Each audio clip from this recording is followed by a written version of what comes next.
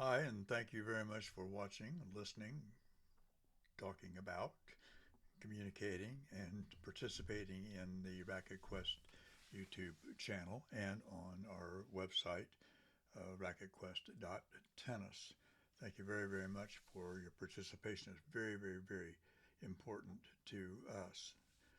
I wanted to talk today about new rackets, demoing new rackets, how you should go about it, in our opinion, and what we can do and your racket technician can do to help make the right decision. There are a lot of new rackets being presented in April. Wilson has the new Blade 10. Head has a couple of new rackets. The Squared is going to be available to retail that during that month, I believe. Technofiber has a new racket, the Fire, that is available now, I believe. And others, the Onyx V-Core version 8 is out relatively new.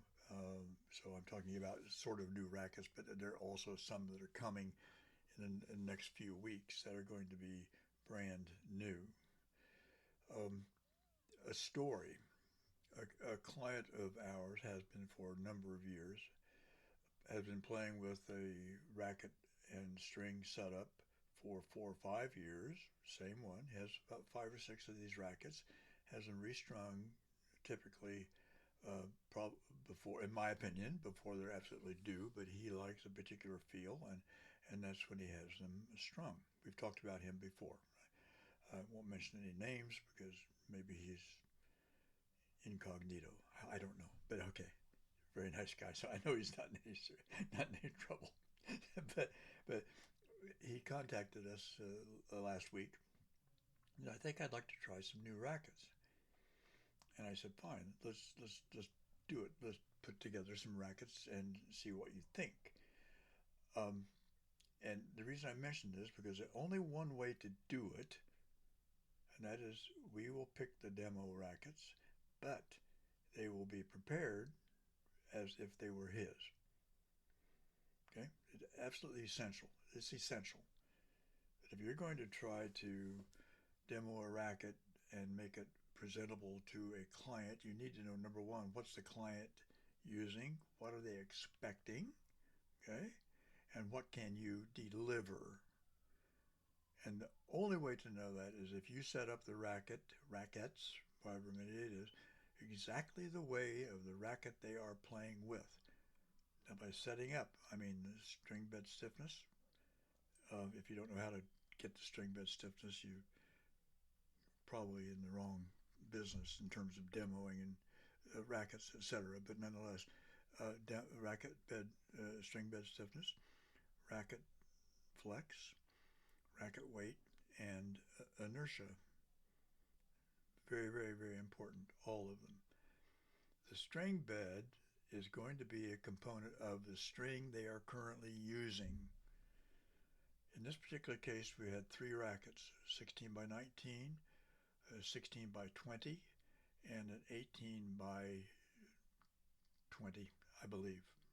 I don't have it in front of me, but I believe that's what it were. Three different rackets of 3 different string patterns, but all with the same main string, all with the same cross string, all at the same tension as the previous model he's been using for all of these years. These were set up. We have all of the data. You've seen our data before, a bunch of numbers, and it's very, very, very important to us, but not so much. This is, for example, this is the data of a couple of demo rackets we set up, so we can compare. So we know exactly what this person is going to be hitting with. So when we get some feedback, we can say, yeah, we understand exactly what you're feeling there, and so on and so forth. But the point of this whole conversation is if the racket is not set up for the person that wants to use it and buy it, the demo process is just worthless. It's worthless. And you say, well, who's going to pay for this? Okay, that boils down between you and your client. In this particular case, we offer to do it, and we do it, and in most cases, we are compensated for it. In some cases, we're not. Big deal. I'd rather have a string job on the loose than have somebody come back in a week or two and say, boy, this was the wrong decision. Not going to happen.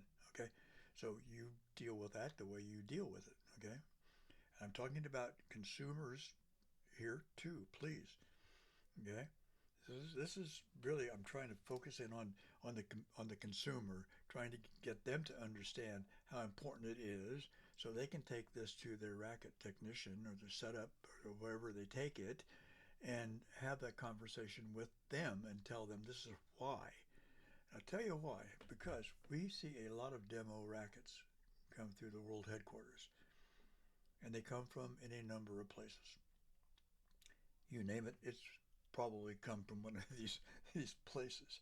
And I'm telling you, if you as a player make a decision about a tennis racket based on what those how those rackets are set up, don't. Okay? Give it some thought. Consider what you want, not what is in this racket. And in most cases, we see the rackets because clients or people that are trying. These are new clients, maybe not even clients yet, but they're welcome to bring in a demo racket. We can tell them what the numbers are, and we can point out some things that are good or bad about the setup, right? And they have some information. Okay? Um, I don't know why in the world that Head, Wilson, Yonex, Babolat, Technofiber, Prince. I don't know why any of these people would send out, would let a vendor send out a tennis racket, hoping to sell that to them in the condition they're in. I mean, it's pathetic. It's very, very bad. Okay, and I hate to be so strident about this, but it's absolutely a fact. Some of the stuff we see come in here absolutely should not leave their cubby hole wherever they have them hidden. Okay, I understand you don't want to restring a demo racket every other 2 or 3 days. Okay, it's a big deal. I mean, let's face it, all these companies, even mammoth big online companies, they don't want to. They don't have, in my opinion, the resources to do it. Okay, they just don't. They're too busy fulfilling orders, etc. Okay, and I don't blame them necessarily. I think it's wrong, but I don't blame them. I think it is incumbent upon the racket brands to make sure that the rackets that leave a vendor's place, like Racket Quest, for example, if it leaves here, we're going to know all about that racket. We're going to know it's in the best possible condition for this client, period. It's the only way to do it. I can't imagine buying a racket based on a racket that was strung for somebody else. I can't. I just can't. I can't imagine it. I do imagine it because I see it every single day. But I wanted to make this point to the player out there, to the players, please pay attention to what you want. Pass that information on to your racket technician. Okay? If you don't have a racket technician, get one and find one that can give you as much data about the racket they're currently using as possible. If they say, I'm using a racket, I hate it, I hate the string setup, all that kind of stuff, I'm over it. That's when you really need to know what their setup is. Because it may be absolutely the greatest thing on earth, okay, for somebody else, but not for them. They may not know it. But that's why it's important to have the consumer and the racket technician and the vendor and the manufacturer understand how their rackets are being presented to the ultimate buyer. And I can tell you, based on some of the things I've seen, I don't care what brand it is, but if I went out and hit with this, I would say, oh, well, this is awful. This is terrible. It's not the brand's fault, is it? Not typically.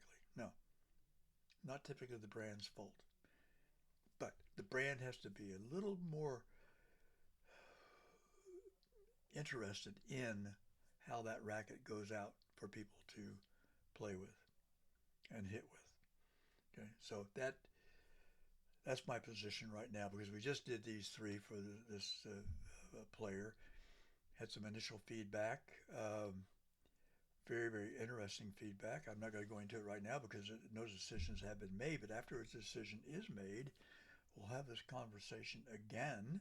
We'll compare it to the racket he's been using for 4 or 5 years, compare it to the racket that he is choosing, and compare the numbers and see why that was chosen.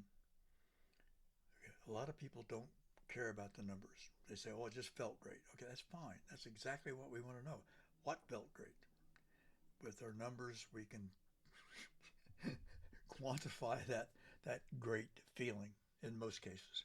Sometimes we can't, but most cases we can quantify that feel.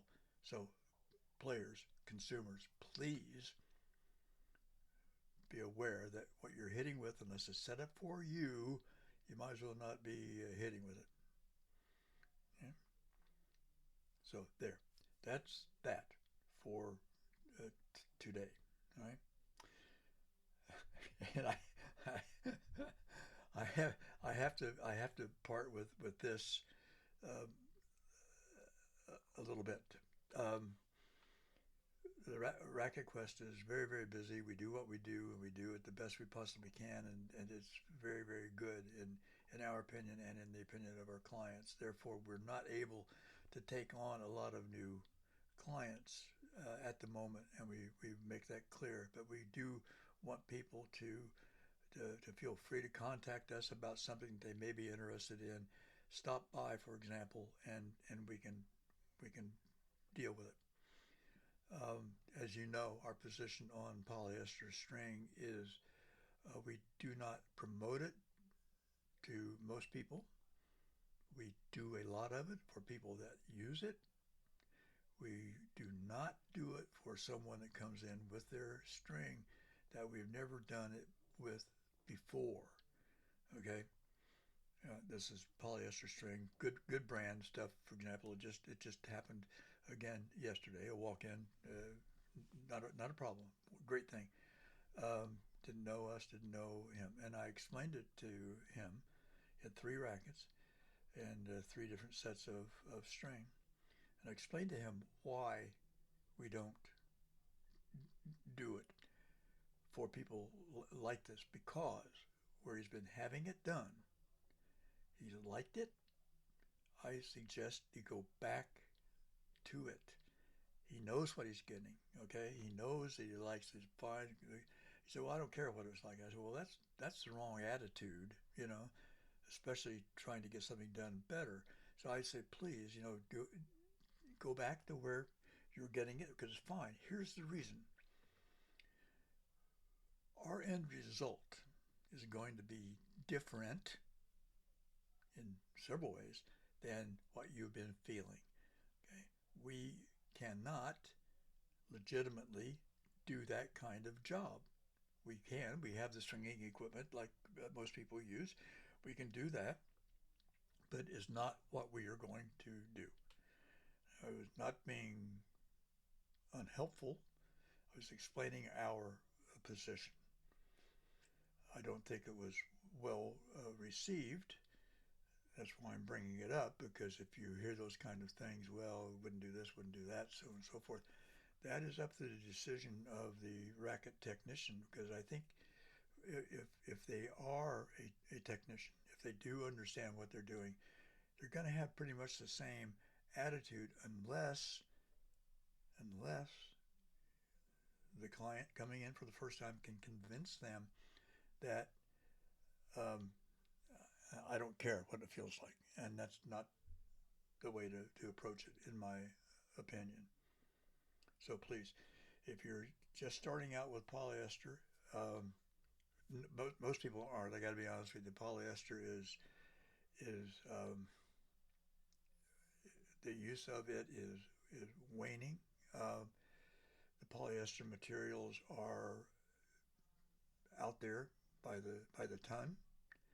We have no problems with them for the people that want it and the people that have been using it and the people that have started with it with us because we're using the same equipment that we use for any string.